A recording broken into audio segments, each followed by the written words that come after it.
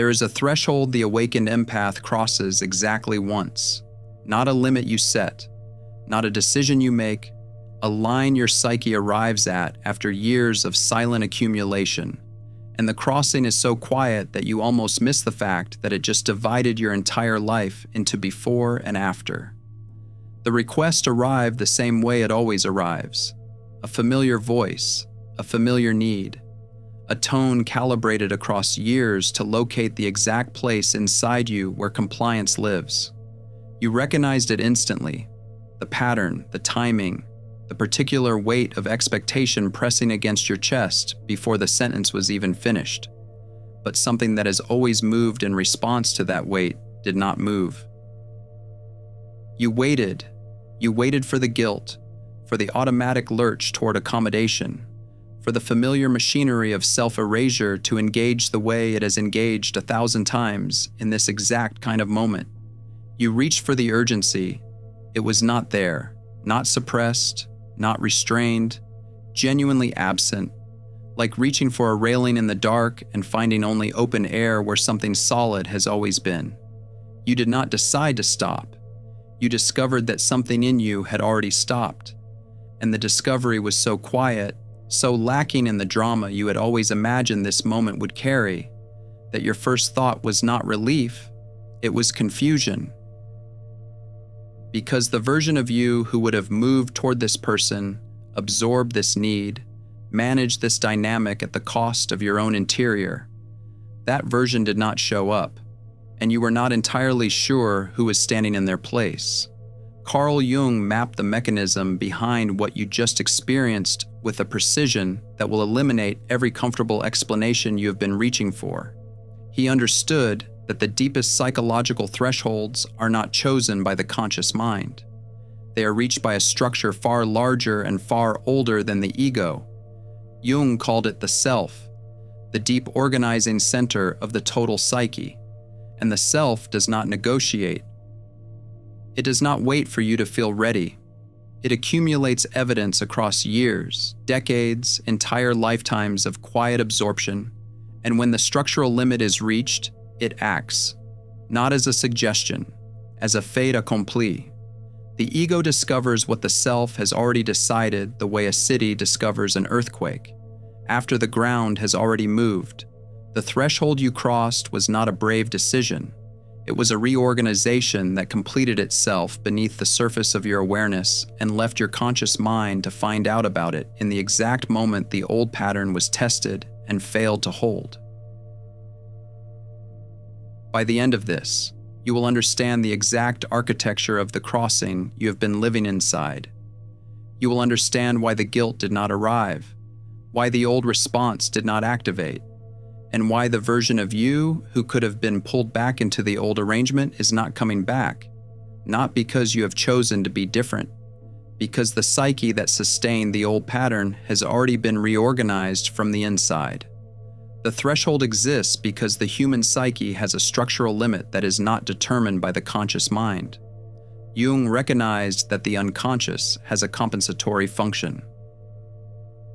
When the ego moves too far in one direction, the unconscious begins accumulating counter-evidence, not as rebellion, as regulation. The self records the cost of each concession with a precision the ego cannot access. Every crisis you absorbed at the expense of your own stability. Every reaction you translated into something safer for the person standing in front of you. Every need you swallowed because voicing it felt more dangerous than starving. Recorded, not judged, recorded. And the threshold is where the recording reaches completion, not where you ran out of patience, not where you finally became strong enough. Where the accumulated cost reached the outer limit of what the organism could sustain. The final edition was no larger than any of the thousands that came before it, but the totality had reached its structural edge. What you felt at the threshold, the stillness where the guilt and the urgency and the compulsion to accommodate used to live, has a clinical name in Jung's framework. He called it the dissolution of the compulsive affect. Before this moment, the guilt complex operated autonomously inside you. It did not ask your permission. It activated the instant the familiar dynamic appeared, overriding your preferences. It flooded your body with the specific cocktail of dread and obligation that made compliance feel like the only survivable option.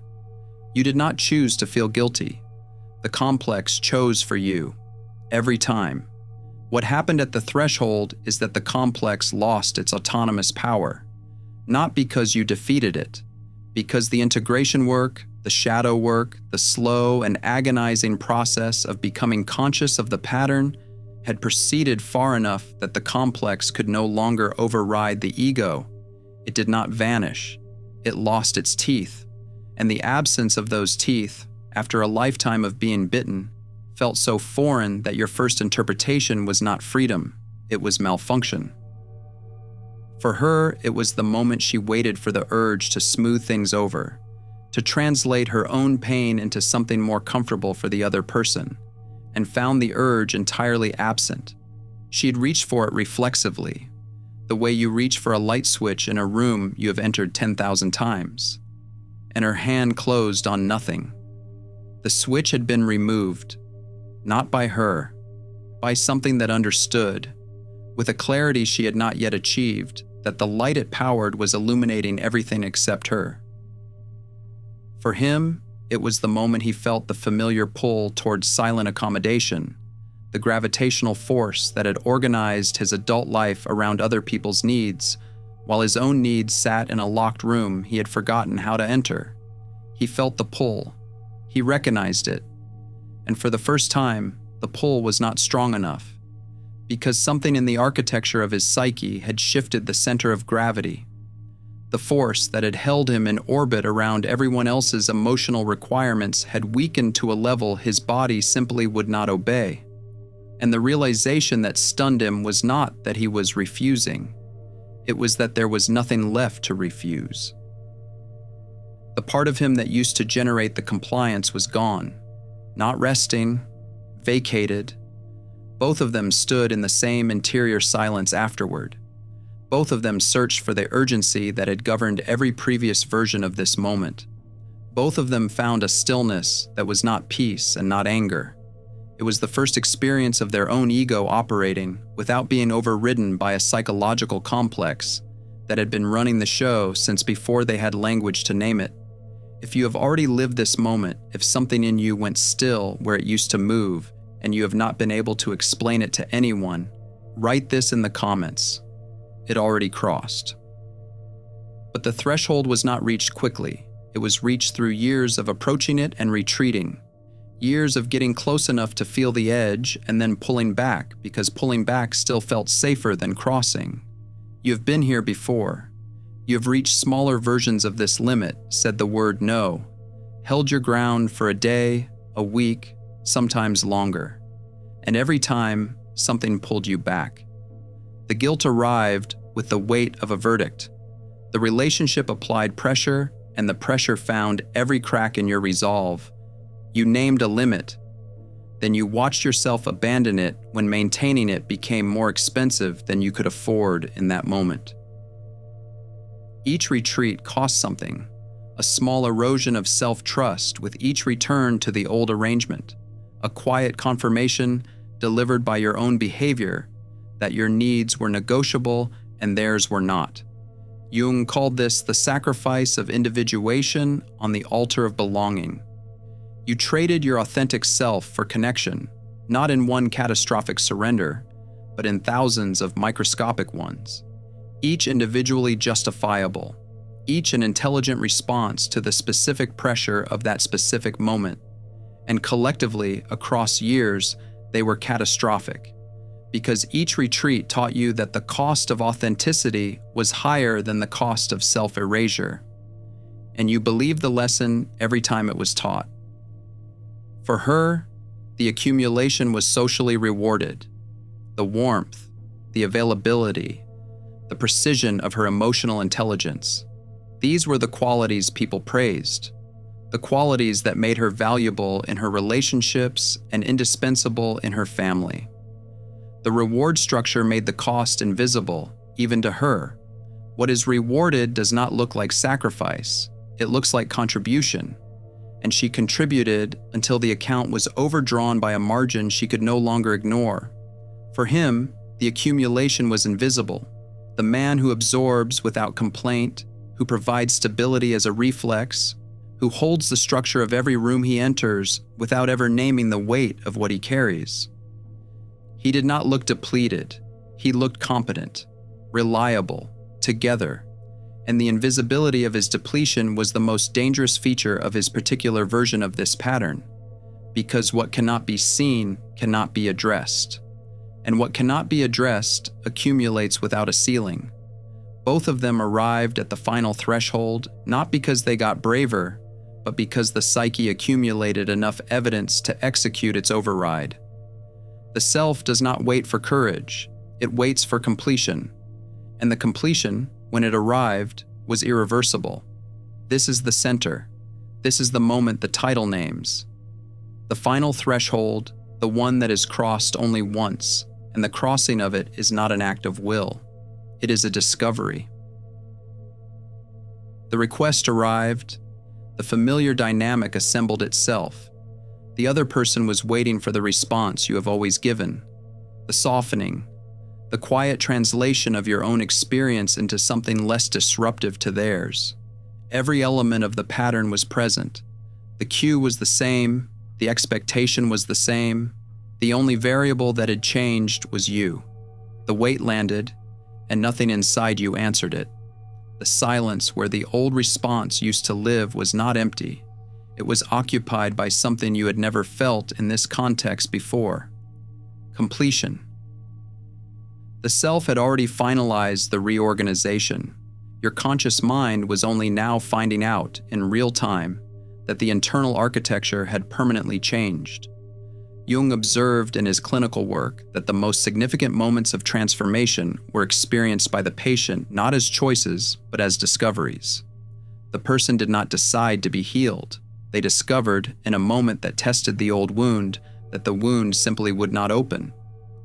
The healing had already occurred beneath the surface, and the conscious mind found out about it only when the old response was called upon and did not answer. Your nervous system received the signal, and the response the signal was designed to trigger simply did not come. The signal still arrived. The interior remained still, and in that gap, you encountered something you had almost never brought into a dynamic like this. Yourself, unmediated, unmanaged, present in a way that felt so raw and unfamiliar that it almost did not feel like you. You said what was true, or you said nothing, or you simply did not do what was expected. And in the space where the compliance used to be, there was, for the first time, the person you have spent your entire adult life failing to bring into the room. The old pattern left no room for anything else. It occupied the space your actual self was supposed to inhabit. And now the mechanism was gone, and you were here, standing in a room you have been in 1,000 times, recognizable to the people in it, but occupying it for the first time as yourself.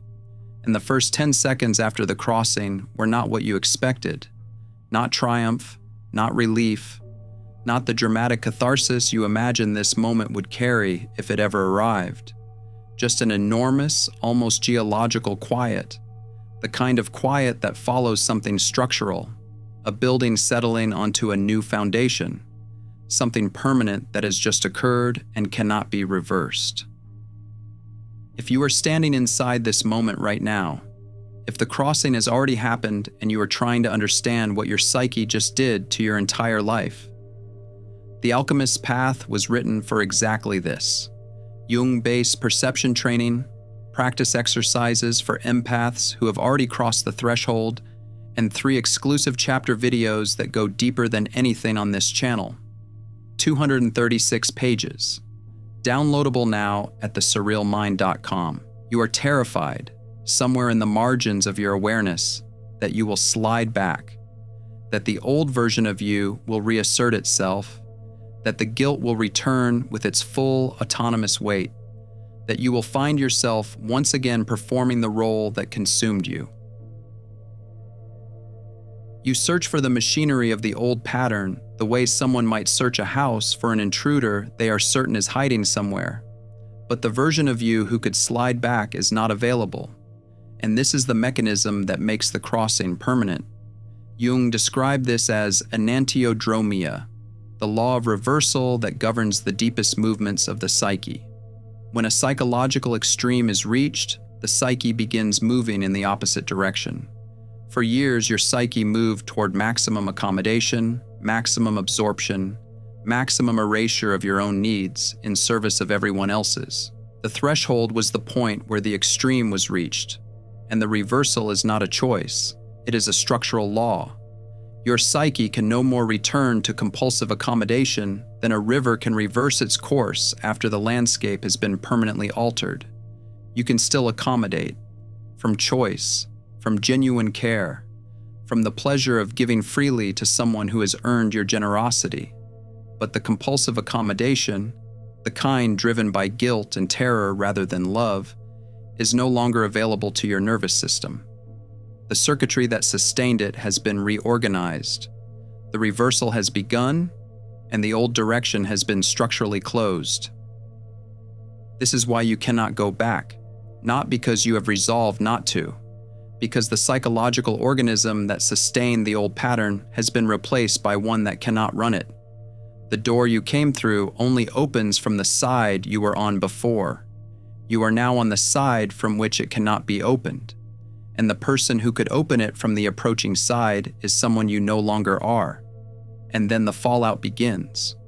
The people in your life who relied on the old arrangement discover that it is no longer in operation, and their response is not curiosity. It is accusation dressed as concern. You will hear cold, distant, selfish, ungrateful. You will hear the word change deployed like a diagnosis. They will measure you against the version of you that never said no, and they will find this version deficient. Their confusion is genuine. From their position, nothing about the dynamic shifted except you. The terms of the arrangement were never spoken aloud. They did not know they were terms. They thought it was simply who you were. But the crossing does not destroy relationships. It reveals which relationships were real and which were arrangements. And the distinction, when it becomes visible, is one of the most painful pieces of information you will ever receive about your own life. The arrangements reveal themselves immediately. The person who relied on your compliance does not respond to its disappearance with recognition. They respond with pressure, because the arrangement served them, and the arrangement is now threatened. Their response is not malicious. They are operating from their own conditioning. But the response tells you, with total clarity, what the relationship was built on. And it was not built on you. It was built on what you provided. The real relationships reveal themselves differently, slowly, with confusion at first, but underneath the confusion, something that looks like recognition. The person who loved the actual human being underneath the accommodating persona responds to the crossing with something that sounds, eventually, like there you are. Not immediately, not without their own process, but the crossing made you visible to the people who were capable of seeing you, and the people who were only capable of seeing the performance are the people the crossing removed from your proximity. Jung understood that genuine connection, what he called the encounter of two worlds, is only possible between two people who are actually present. The persona can connect with other personas. But genuine meeting requires that both people show up as themselves. You have been showing up as the caretaker, the absorber, the reliable translator of everyone else's discomfort into something they could live with. You have never been genuinely present in your relationships because the performance occupied every room before you could enter it.